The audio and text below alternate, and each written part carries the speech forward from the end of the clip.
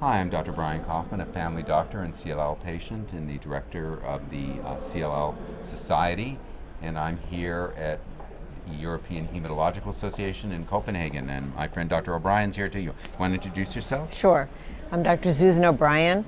I am the Associate Director for Clinical Sciences at the Chow Family Comprehensive Cancer Center at the University of California, Irvine. And you just came from ASCO, Yes. and you're now here, which is quite crazy making, but there was a number of interesting papers that you were involved in, and one I wanted to ask you about was on Acalabrutinib, which Yes. is a new medication that is not yet licensed. Can you tell us what you learned about that?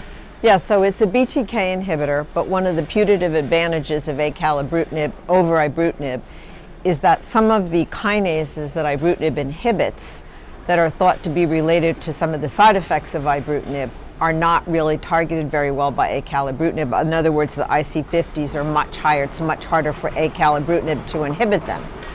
And so the presumption is there will not have the bleeding side effects or the atrial fibrillation side effects that we see with ibrutinib. And so far, the data for the previously treated patients was recently published in the New England Journal, the phase 1 data showing very high response rates. So far, no atrial fibrillation, no major bleeding. What was new at ASCO and EHA is the frontline data. So very high response rate in the frontline patients, 97%. Wow. Exactly. Only one death so far from pneumonia. No progressions yet, with a median follow-up of about a year.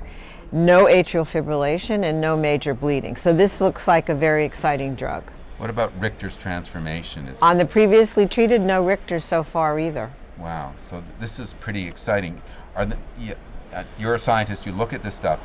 A lot of these drugs look very good when they're new. Is it this phenomena, or do you think this is going to turn out when they do the bigger phase 3 trials to actually be data that we can stick with?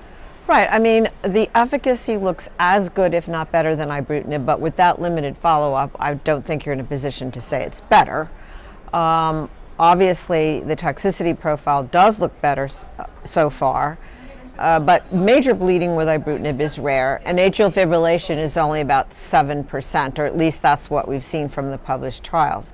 So you would really need more patients to be sure you're not seeing a signal at a very low level. So I will admit that we're only talking about altogether between the previously treated and untreated probably less than 150 patients. But nevertheless, looking pretty good follow-ups for phase 1s, about 14 months in the previously treated and now another year.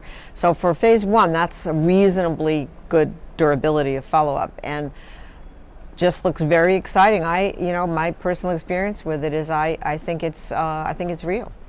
Good. Well, it's really exciting from the patient's perspective to have another option on what is obviously a very powerful kind of way to handle CLL. So I'm excited to see what the data shows. Thanks so much, Dr. O'Brien. Thanks.